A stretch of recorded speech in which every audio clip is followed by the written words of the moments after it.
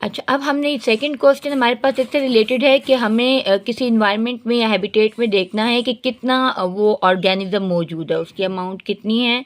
तो उसके लिए आप एक पिटफॉल बना लें और फॉर एग्जांपल हम चेक करना चाहते हैं कि बीटल्स कितने हैं इस हैबिटेट में, तो कितने ट्रैप होंगे उससे हमें पता चल जाएगा। फॉर एग्जांपल हमने सबसे पहले क्या किया, हमने एक कंटेनर लिया, उसको कंटेनर पिटफॉल में रखा और उसमें बीटल्स को काउंट किया, ठीक है, रिकॉर्ड किया कितने बीटल्स हैं, आए हैं, कितने ट्रैप हुए हैं, इस जगह पर फंसे हैं, और हमने उसको ए मार्क कर लिया और फिर उनको हमने मार्किंग लगाई, उनके ऊपर हमने मार्क्स लगाए, ठीक है, और फिर उन्हें हैबिटेट में छोड़ दिया, मार्क्स लगा कर छोड़ा है।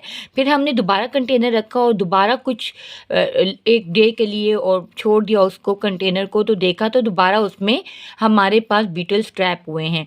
अब हमारे पास जो बीटल्स ट्रैप हुए हैं उनको हमने काउंट किया और रिकॉर्ड किया, तो वो उनको बी का नाम दिया उन सब बीटल्स को। लेकिन जो नंबर ऑफ बीटल्स उनमें जो ट्रैप हुए सेकंड टाइम में उनमें मार्क आए, उनको हमने सी का नाम दे दिया। समझ आ गई? जो मार्क आए उनको सी का नाम दिया, जो मार्क नहीं आए उनको बी का, मतलब जितने भी कंटेनर्स पिटफॉल्स में ट्रैप हुए हैं और नंबर ऑफ बीटल्स काउंट किए और रिकॉर्ड किए तो उनको बी का नाम दिया। जिनके ऊपर मार्क आया नज़र उनको सी का नाम दिया, फॉर्मूला अप्लाई किया। अब आप देखेंगे कि हमारे पास देखें ए वो बीटल्स हैं, आप देखें ए वो बीटल्स हैं जो सबसे पहले हमने लिए थे, ट्रैप किए थे, और वो 12 थे। बी वो बीटल्स हैं जो हमने सेकंड टाइम में लिए और इनमें कुछ मार्क आए। अब सी वाले मार्क्ड हैं, ठीक है, सी इनमें बी में सी ये वाले बी में जो हैं वो इतने मार्क्ड हैं।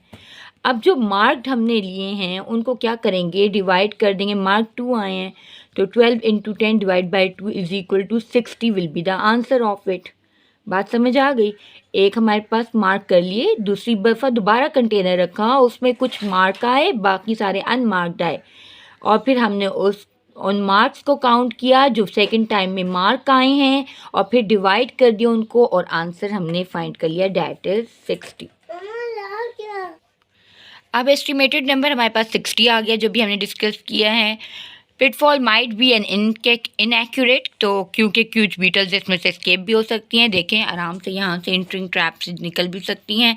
हमने स्टोन साइड पर रखे हुए हैं और एंट्री ट्रैप बनाया हुआ है, तो इसलिए हमारे पास इसमें इनके भाग जाने का ख़तरा है। किस इन्वायरमेंट में कितनी मिली हैं, मतलब आपने कैलकुलेट की नंबर ऑफ बीटल्स काट इन द पिटफॉल ट्रैप्स, तो इन्होंने डे 1 में देखी इतनी मिली हैं, 2 में, 5 में, टोटल की तो ओपन ग्रास लैंड में 50 मिली हैं, लेकिन शेडी वुडलैंड में 80 आपको इनको बीटल्स काट हुई थी और बीटल्स ट्रैप हुई थी।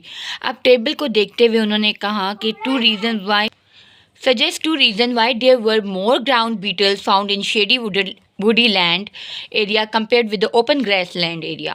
तो भाई जाहिर सी बात है, शेडी वुडलैंड एरिया जो है वो उसमें हमारे पास ज़्यादा मॉइस्चर था, and there is availability of food ज़्यादा थी, मॉइस्ट ज़्यादा था, अवेलेबिलिटी ऑफ फूड ज़्यादा थी, तो इस वजह से। Why the number of beetles varies from day to day. Environmental factors हैं, वेदर है, वेरिएबल्स हैं। वेरिएबल्स क्या होते हैं? Light, temperature, everything. तो इन्वायरमेंटल फैक्टर्स की वजह से बीटल्स वेरी करते हैं day to day. Ground living beetles were the only species found in trap, suggest a possible reason for this, they were the only species in the habitat, so the only species will be found in it, that's the reason जी। तो यह हमारे पास इसके questions हो गए pitfall. अगर आपको मेरी वीडियोस अच्छी लगी हों तो इनको सब्सक्राइब करें, लाइक करें और बेल आइकन को प्रेस करें। Thank you so much.